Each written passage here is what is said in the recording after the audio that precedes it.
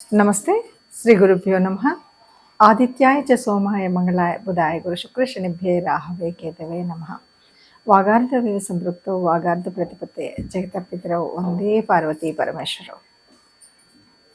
ప్రతి మాసంలాగానే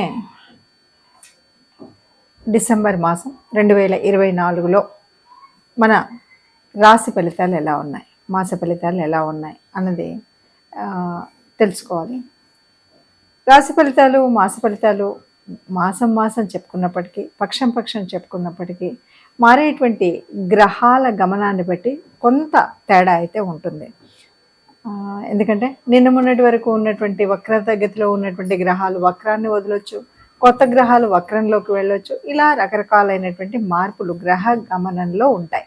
మరి ఇలా గ్రహ గమనంలో వచ్చేటువంటి మార్పుల్ని, అలాగే మరి గ్రహాల యొక్క దృష్టి కానీ, గ్రహాల యొక్క యుతి కానీ, ఇవన్నింటి యొక్క ఎఫెక్ట్ అనేది మనకు మారుతున్నటువంటి, అంటే ఆ గ్రహాల ప్రభావం మానవ జీవనాల మీద పడ్డం.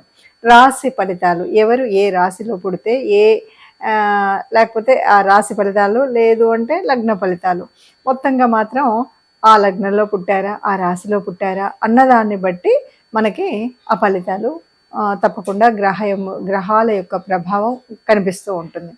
మరి ఇలా గ్రహాల యొక్క ప్రభావం కనిపిస్తున్నప్పుడు ఎలాగూ ఉంటుంది కదా, ఎందుకు చెప్పుకోవడము అంటే తప్పనిసరిగా చెప్పుకోవాల్సిన పరిస్థితి. ఎందుకు అంటే ఏదైనా దాని నుండి ముందు జాగ్రత్తగా మనం చేసుకోగలిగింది చేసుకోవడం కోసం, ఏదైనా గ్రహాల యొక్క అనుగ్రహం కోసం చేసుకోవాల్సినటువంటి పరిహారం, దేవతల యొక్క అనుగ్రహం కోసం చేసుకునేటువంటి పూజా విధానం, వీటి వల్ల ఏదైనా నష్టం వచ్చినప్పుడు, కష్టం వచ్చినప్పుడు ఇలాంటి వాటి నుండి కొంతగా మనం ఈ నెలలో కూడా ముందున్నట్టుగానే ఆనందంగా ఉండాలని కోరుకుంటాం. కాబట్టి అలాంటివి మనం చేసుకుంటూ ఉంటాం. మరి దానికి గాను 2024 డిసెంబర్ మాసంలో ఈ గ్రహాల యొక్క గమనం ఎలా ఉంది అంటే ఆ స్థితి ఎలా ఉందో ముందుగా చూద్దాం. మనకి మీన రాశిలో రాహు ఉన్నాడు, కన్యలో కేతు ఉన్నాడు, ఇద్దరు కూడా. ఇక తర్వాత వృషభంలో గురువు వక్రించే ఉన్నాడు. తర్వాత కర్కాటకంలో కుజుడు వక్రించి ఉన్నాడు. ఇక మనకి వృశ్చిక రాశిలో రవి ఉన్నాడు. తర్వాత రవితో పాటు బుధుడు వక్రించి ఉన్నటువంటి స్థితి. అయితే ఈ వక్రగతి 16వ తారీఖు అయితే పోతుంది. తర్వాత రవి 16 నుండి మళ్ళీ రాశి మారుతున్నాడు, ధనుసులోకి వస్తాడు. ఇక మరి తర్వాత శని కుంభంలో వక్రత్యాగం వదిలినటువంటి స్థితి. ఈ స్థితిలో అంటే ఈ రకంగా గ్రహాలు ఉన్నప్పుడు మరి ఒక్కొక్క రాశి మీద ఎలాంటి ఫలితాలు ఉన్నాయి అంటే 12 రాశులు ఒక్కొక్కటి కనుక చూసుకున్నట్టయితే ఏ రాశి వారికి ఎలాంటి ఫలితాలు వస్తాయి, ఎలాంటి పరిహారాలు చేసుకోవాలి అన్న విషయాన్ని చూద్దాం. ముందుగా మేషరాశి వారి కనుక మనం చూసినట్టయితే మేషరాశి వారికి ద్వితీయంలో గురువు వక్రించి ఉన్నాడు. ద్వితీయము అంటే మనకి ధనస్థానం, వాక్స్థానం వక్రించినటువంటి పరిస్థితి వల్ల కొద్దిగా మనము జాగ్రత్తగా ఉండవలసినటువంటి పరిస్థితి ఉంటుంది. కొంతకాలంగా జరుగుతున్నట్టుగానే ఉంటుంది. కాకపోతే ఇక్కడ కొంచెం బంధువర్గం నుండి కొన్ని రకాలైనటువంటి సంతోషకరమైనటువంటి వార్తలు వినడం అనేటువంటిది కూడా మనం చూస్తూ ఉంటాం. తర్వాత ఆర్థికంగా ఎలా ఉన్నా రుణాలు కావలసినప్పుడు రుణాలు మాత్రం సవ్యంగా లభిస్తాయి ఈ రాశి వారికి. అంటే ఏ పని చేయాలన్నా చేయగలుగుతారు.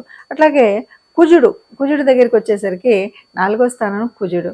ఇక్కడ ఏమవుతుందంటే కుటుంబంలో కుజుడు కొంచెం నీచు పొంది ఉండడం వల్ల కోపము, తాపాలు, ఇంట్లో కొద్దిగా గొడవలు ఇలాంటివన్నీ యాజ్ ఇట్ ఈజ్గా మనకు ఉంటాయి. కొద్దిగా జాగ్రత్తగా ఉండడం అనేటువంటిది తప్పనిసరిగా చేయవలసినటువంటిది.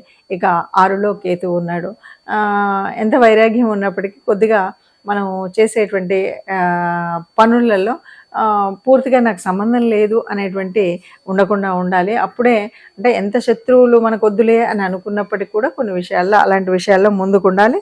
అలాగే ఎవరైనా సరే కొంతవరకు అయితే ఇందులో ముఖ్యంగా మనం చూడాల్సినటువంటిది ఏమిటి అంటే ఏ రకమైనటువంటి అంటే 8లో అష్టమంలో రవి బుధులు ఇద్దరూ కలిసి ఉన్నారు.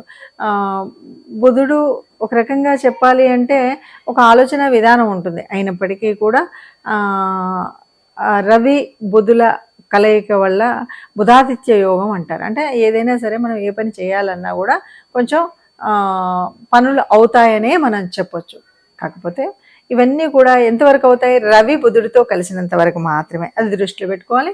తర్వాత 10వ స్థానంలో శుక్రుడు ఉన్నాడు కాబట్టి ఎవరైనా కళాకారులు ఉన్నా, ఎవరైనా ఒక ఆర్ట్కి సంబంధించినటువంటి ఉద్యోగస్తులు ఉన్నా, సినిమా వాళ్ళు ఉన్నా, రాజకీయ రంగం వాళ్ళు ఉన్నా వీరికి చక్కగా ఉంటుంది అని చెప్పొచ్చు.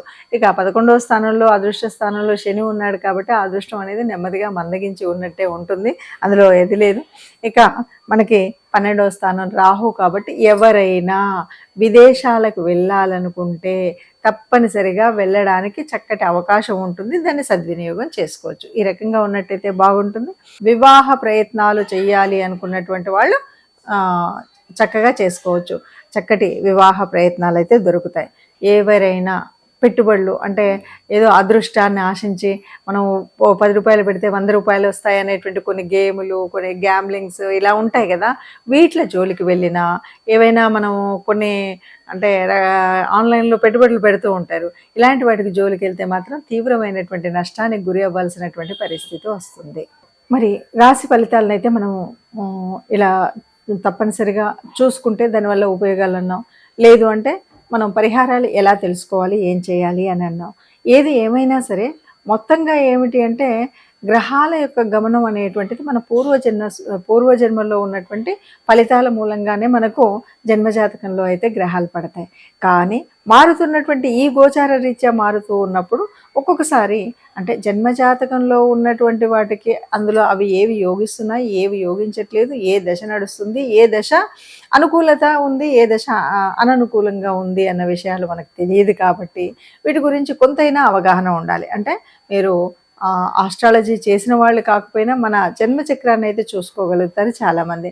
జన్మచక్రం చూసుకున్నప్పుడు ఏ రాశి వాళ్ళకి ఏ రాశి మనది, ఏ రాశి వాళ్ళకి సరిగ్గా ఉంది లేదు, అలాగే మనకు యోగించే గ్రహాలేంటి, యోగించని గ్రహాలేంటి అన్నది మనకు తెలుస్తుంది.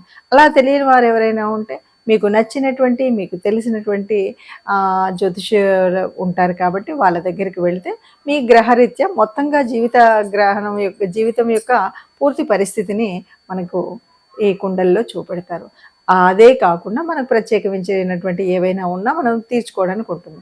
అయితే ప్రస్తుతం ఇప్పుడున్నటువంటి స్థితిలో అంటే డిసెంబర్ మాసంలో 2024లో ఉన్నటువంటి గ్రహ గమనాన్ని బట్టి ఒక్కొక్క రాశి వారికి ఒక్కొక్క విధంగా ఉన్నాయి. ఏది ఏమైనా ఇక్కడ ఏంటి మనం చూస్తున్నామంటే 3 గ్రహాల యొక్క వక్రస్థితిని చూస్తున్నాం. 3 గ్రహాలు వక్రజయించి ఉండడం అనేటువంటిది ఉంటే ఏదో ఒక గ్రహం ఏదో ఒక రాశి నుండి మన రాశికి 4వ స్థానం అవ్వచ్చు, 5వ స్థానం అవ్వచ్చు, 1వ స్థానం అవ్వచ్చు, వక్రించి ఉన్నప్పుడు ఫలితాలు వేరుగా ఉంటాయి. సరే 15వ తారీఖులో బుధుడు మారినప్పటికి కూడా అలాగే మరి కుజుడి దగ్గరికి వచ్చేసరికి కేవలం వక్రగతి కాదు, ఇక్కడ ఏంటంటే నీచ పొందినటువంటి కుజుడు అంటే దానివల్ల కూడా ఫలితాలు వేరుగా ఉంటాయి. ఇలా అన్నీ ఉన్నప్పుడు తప్పనిసరిగా అన్నింటికీ ఒక ఉపచారంగా తీసుకుంటే కనుక తప్పనిసరిగా మనం చేయాల్సింది ఏంటంటే నవగ్రహ మండపానికి వెళ్ళడం. ఎందుకంటే ఒక కుజుడు అవ్వచ్చు, ఎవరైనా ఉండవచ్చు, మనకి ఏ రాశి ఏంటో మనకు తెలియకపోవచ్చు. అందువల్ల వీలు చూసుకొని వారానికి ఒక్కసారైనా నవగ్రహ మండపానికి వెళ్ళడం, నవగ్రహ ఆరాధన అంటే మనకు తెలిసినటువంటి ఆ 9 గ్రహాలకి వాటికి ఉన్నటువంటి స్తోత్రాన్ని ఒకసారి చదువుకోవడం. ఇంతకు మించి మనం పెద్దగా చేయక్కర్లేదు. నవగ్రహ ప్రదక్షిణ, నవగ్రహ స్తోత్రాల్ని చదువుకోవడం వీలైతే. ఎందుకంటే ఏ పరిస్థితి అయినా మనకి ఎట్లా అంటే మనకు ముందున్నటువంటి దానం, ధర్మం వీటి మీదనే మన ఆధారపడి ఉంటుంది. అంతేకాదు మనం ఏ విషయం చేసినా ధర్మార్థ కామ మోక్షాలు అంటూ ఉంటారు భారతీయతలో.